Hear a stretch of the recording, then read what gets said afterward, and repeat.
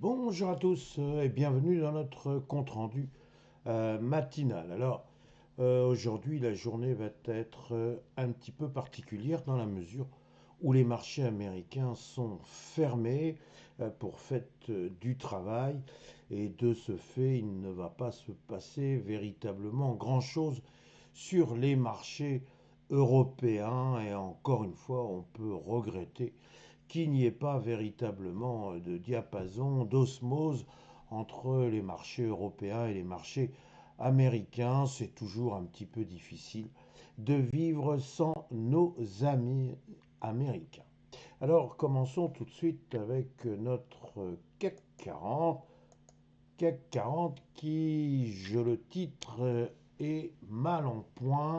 J'ai envie de rajouter bien mal en point, puisque nous voyons apparaître une nouvelle bougie rouge, c'est-à-dire que le CAC 40, qui a clôturé à moins 0,76%, eh bien, il a clôturé au plus bas de la séance. C'est dire que les vendeurs mettent la pression, c'est dire que les vendeurs ne veulent pas que l'on repasse la barre des 7800 points. Alors, les raisons de ce mal-être, eh bien, on le connaît tous maintenant, puisque c'est bel et bien la situation financière de la France et peut-être encore plus encore sa situation euh, politique. Notre Premier ministre, on l'a vu, eh bien, déploie des efforts importants pour tenter de convaincre que non seulement il a raison, mais qu'en plus on doit lui faire confiance, lui seul a les moyens de remettre la France sur de bons rails. Malheureusement pour lui, il ne semblerait pas, mais il y a toujours des miracles possibles, il ne semblerait pas qu'il soit en mesure de convaincre. Donc, nous devrions, à partir de lundi prochain, nous retrouver sans gouvernement, avec après toutes les hypothèses plausibles, lesquelles sont sur la table.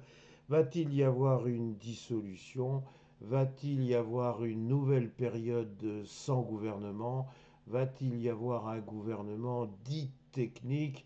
Bref, on n'en sait rien. Il n'y aurait qu'une seule certitude, c'est que le président de la République se refuse à présenter sa démission et l'on peut peut-être lui donner raison sur ce point dans la mesure où les institutions de la Ve République seraient à ce point malmenées que l'on se demande si on ne serait pas tout simplement revenu vers la Quatrième République et tous ceux qui aiment l'histoire se souviennent des affres de cette période. Mais refermons là notre commentaire et restons sur un plan purement technique et purement graphique en abandonnant aussi clairement les 7800 points. L'on voit qu'il n'y a plus aucune difficulté, du moins technique, pour aller rejoindre les 7505 points. Alors il y a toujours des acheteurs qui, optimistes, se disent qu'il faut profiter de l'opportunité de cette baisse et reprendre quelques positions. Nous ne partageons pas tout à fait cette opinion. Tant que l'on n'a pas réintégré les 7800 points, il nous semble très très hasardeux de reprendre des positions à l'achat.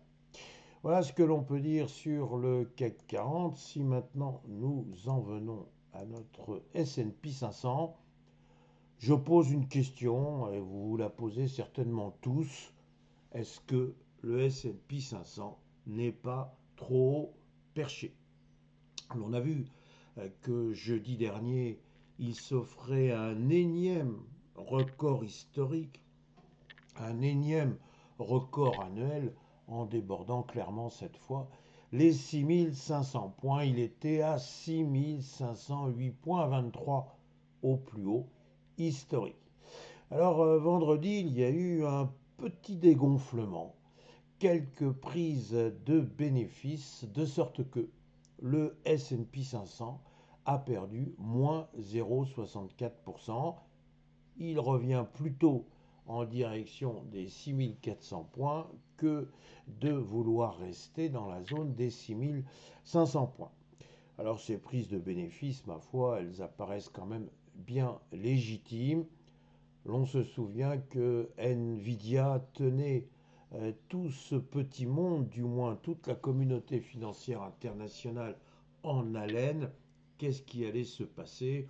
En fait, il ne s'est quand même pas passé grand-chose, du moins pas grand-chose que l'on pouvait ne pas savoir, à savoir que les résultats d'NVIDIA, eh bien, ils étaient excellents, ils étaient un petit peu au-dessus des attentes, oui, mais voilà, pas suffisamment au-dessus des attentes. En d'autres termes, ce n'était pas la surprise, la révélation.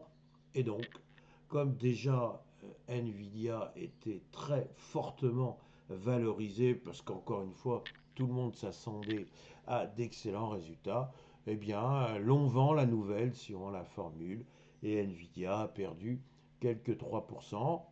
L'on sait, on l'a déjà dit et déjà dit plusieurs fois, Nvidia est véritablement incontournable, bien évidemment, au sein du secteur technologique, à savoir le Nasdaq, mais aussi au sein du S&P 500, puisque grosso modo, il occupe à peu près 8% de l'espace. C'est énorme.